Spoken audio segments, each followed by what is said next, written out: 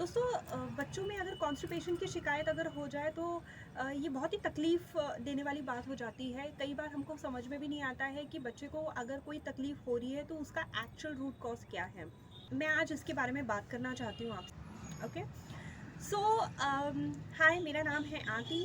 Welcome back to my channel. दोस्तों constipation होता क्यों है, इसकी कुछ वजह है, जैसे कि पानी कम पीना, ये एक वजह है।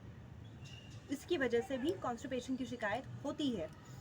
और बच्चे कई बार ऐसा करते हैं कि हम पानी पिला रहे हैं, बच्चा पीता ही नहीं है। दूसरी वजह, ज़्यादातर बच्चे फ़ोन लेकर या किसी और खेल को लेकर एक ही जगह पर बहुत लंबे समय तक बैठना, तो लेस बॉवल मूवमेंट से ये चीज़ होती है, कॉन्स्टिपेशन की शिकायत होती है।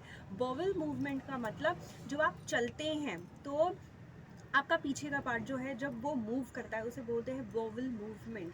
तो वो लेस बॉवल मूवमेंट की वजह से बच्चों में कॉन्स्टिपेशन की शिकायत होती है। तो बहुत ज़रूरी है बच्चा एक्टिव रहे, खेले कूदे दौड़े, अपने आंगन में खेले, अपने घर में खेले। कोरोना की वजह से मानती हूँ कि हमारा बाहर निकलना आना जाना बहुत कम हो गया है। तो ये 2 साल का जो बाहर न आना जाना है, ये अफ़ेक्ट करता है हमारे बच्चों को, बहुत अफ़ेक्ट करता है। बट एटलीस्ट वो हम घर में बच्चों को एक्टिवली उनको पार्टिसिपेट कर सकते हैं उनके खेलों में, ताकि उनका बॉवल मूवमेंट होता रहे। थर्ड थिंग है, खाने में जो फाइबर की कमी है उसकी वजह से भी ये कॉन्स्टिपेशन की शिकायत होती है। उसके लिए मेरे पास कुछ ऐसे टिप्स हैं, इनफैक्ट आप भी गूगल कर सकते हैं कौन सी ऐसी चीज़ें हैं जिससे फाइबर की मात्रा आप अपने बच्चे के डाइट में थोड़ा सा बढ़ा सकते हैं। सिर्फ फाइबर फाइबर फाइबर ही नहीं देना है, लेकिन हाँ, उनकी डाइट में एक पोर्शन फाइबर का भी हो तो वो हेल्प करता है। तो हो गई वो रीज़न, वो कारण, वो वजह जिसकी थ्रू कॉन्स्टिपेशन की शिकायत हम देखते हैं। सिर्फ बच्चों में ही नहीं, बड़ों में भी होती है। अब मैंने क्या फेस किया और मैंने क्या सॉल्यूशन अपनाया अपनी बेबी के लिए, क्या चीज़ वर्क किया और कब से मैं इस चीज़ को, इस चीज़ का बेनिफिट उठा रही हूँ। मतलब मैं पूरा थोड़ा विस्तार से बताना चाहूँगी। इस साल के मई मंथ में मेरी बेटी को पेट की शिकायत हुई, और वो कुछ सेकंड्स के लिए होती थी, एक दिन में 7-8 बार। तो वो टेंशन हो गया मुझे। जब ये 2-3 दिन हो गया तो मैंने अपने फैमिली डॉक्टर को दिखाया। उन्होंने बहुत सारे मेडिसिन्स दिए, तकरीबन 7-8 मेडिसिन्स दिए, और वो एक्चुअल रूट कॉज़ तक नहीं पहुँच पाए।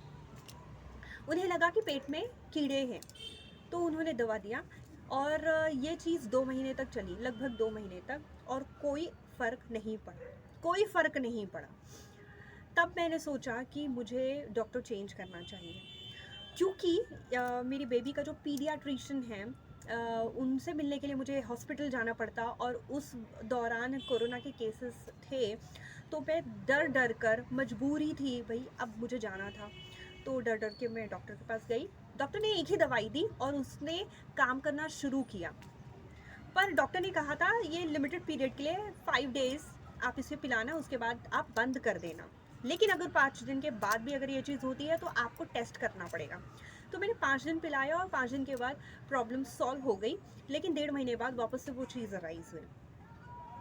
तो it was an alarming situation for me. ये सोचने पे हमें मजबूर कर दिया कि क्या दवा के थ्रू ही बच्चा मोशंस लूज़ करेगा। This is not good. दवा देना ठीक बात नहीं है। तो चलो, आप टेस्ट की अगर बात करते हैं तो एक्चुअल रूट कॉज के लिए टेस्ट करवा देते हैं। तो टेस्ट करवाया और टेस्ट में पता चला कि कुछ भी नहीं है, बस इसके पेट में पूरी पॉटी जमी हुई है। अब उसकी कई वजह हैं, जैसे मैंने बताया, लेस बाउल मूवमेंट, पानी कम पीना, ये चीज़ तो फैक्ट थी, ये चीज़ होती थी। अब खाने में फाइबर कम भी होना, ये भी वजह हो सकती है। तो फिर मैंने कुछ रेमेडीज़ अपनाए।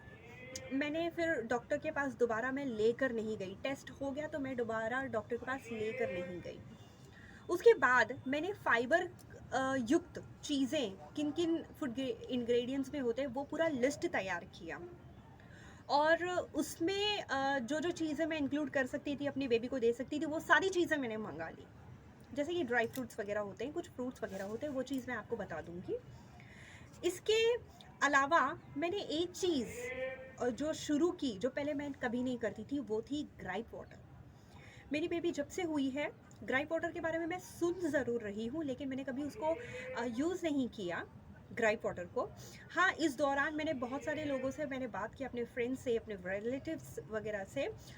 तो उन्होंने मुझे सजेस्ट किया, yes you can give gripe water.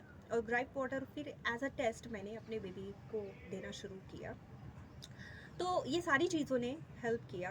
And luckily मैं कह सकती हूँ कि सितंबर गया, ये अक्टूबर ख़त्म हो गया है। 2 महीने से मेरी बेबी को ऐसी कोई शिकायत नहीं हुई है, पेट दर्द बिल्कुल भी नहीं हुआ है। इनफैक्ट उसके मोशंस बहुत अच्छे से अब पास होते हैं। अब मैं कोई मेडिसिन उसको नहीं दे रही हूँ, लेकिन बहुत अच्छी तरह से उसका पेट साफ़ होता है।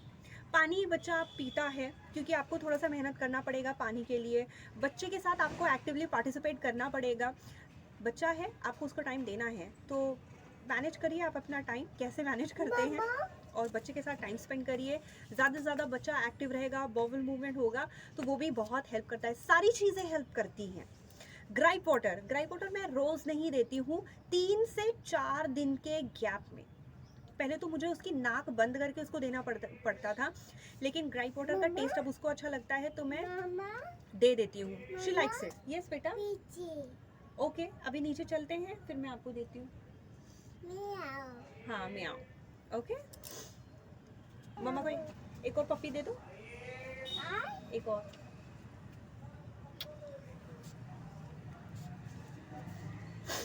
ओके, अब फाइबर युक्त चीज़ें, कहते हैं रोटी में फाइबर होता है, तो आप रोटी भी खिलाइए। और मैं कोशिश करती हूँ 24 घंटे में 1 रोटी बच्चा ज़रूर खाए, थोड़ा सा चावल बच्चा ज़रूर खाए। सर्दी का थोड़ा मौसम आ गया है, तो रात में अवॉइड करिए, और रात में थोड़ा डाइजेस्ट होने में भी प्रॉब्लम होती है, तो make sure you can give it in the afternoon.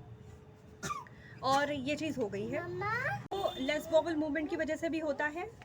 और फाइबर युक्त चीज़ों में ये आता है, एप्पल आता है। आप एप्पल अपने बच्चे को एटलीस्ट एक अगर खिला सकते हैं तो बहुत अच्छी बात है। मेरी बेबी एक एप्पल ज़रूर खाती है, और उसको इनकरेज करने के लिए आपको पहले खुद खाना होगा। आप उसे पहले ऑफ़र मत करिए। बच्चे थोड़े अजीब होते हैं, कार्टून टाइप होते हैं, तो अगर आप उन्हें कोई चीज़ देंगे तो baby is not going to eat it. आप खुद लेकर बैठिए, आप खुद खाइए। बच्चा देखता है, ओ मम्मा कुछ खा रहे लेकिन मुझे कुछ ऑफर नहीं किया है, तो बच्चे को वही खाना है। सो मैं ऐसे ही करती हूँ। मैं 2 एप्पल्स काटती हूँ और मैं खाना शुरू करती हूँ, और मैं देखती हूँ तुरंत से आ जाती है, तो मैं प्लेट इसको हैंडल कर देती हूँ, and she finishes it of. तो मैं इसे हैंडल कर देती हूँ, और फिर ये अच्छी तरह से उसे फिनिश भी कर लेती है। तो ये एप्पल हो गया। इसके अलावा कुछ ड्राई फ्रूट्स हैं, जैसे कि बादाम। बच्चों को बादाम थोड़ा कम देना चाहिए, इसलिए मैं 2 देती हूँ बादाम। उसको मैं पानी में डाल देती हूँ, और वो फूल जाता है जब, तब मैं उसके छिलके उतार कर मैं उसको एटलीस्ट 2 बादाम दे देती हूँ। सनफ्लावर सीड्स में फाइबर होता है, तो आप सनफ्लावर सीड्स मंगा सकते हैं। ज़्यादा महंगा नहीं होता है, सस्ता ही होता है। मुझे याद है हम जब स्कूल में थे तब सनफ्लावर सीड्स का पैकेट मिलता था 50 पैसे का। तो हम क्लास चलता रहता था, हम चुपके चुपके से सनफ्लावर सीड्स खाते थे। तो मुझे उसके बेनिफिट्स उस टाइम पे नहीं पता था, और अब जाके पता चला है। तो मैं सनफ्लावर सीड्स मैंने ला कर रखा है। प्रून्स प्रून्स होता है, प्रून्स को हिंदी में क्या कहते हैं वो चीज़ मुझे नहीं पता। इसका टेस्ट थोड़ा थोड़ा अमावट होता है ना, आम का कुछ, तो उसके जैसा थोड़ा सा टेस्ट है। मेरी बेबी को तो पसंद नहीं है, बट मैं किसी तरह से कोई ट्रिक से उसको एटलीस्ट 1 प्रून कम से कम मैं खिला देती हूँ। अंजीर, फिग जिसे कहते हैं, ये मेरी बेबी को बहुत पसंद है, और इस पे फाइबर होता है, आप इसको बिल्कुल खिला सकते हैं। बच्चा का पेट अगर इन्हीं चीज़ों से अगर भर जाए, तो बच्चे बाहर की चीज़ों पे थोड़ा कम ही फोकस करते हैं। सो कुछ इसी तरह से आप खिलाइए, कुछ अलग अलग ट्रिक्स अपनाइए, ताकि बच्चा खुद से खाना शुरू करे।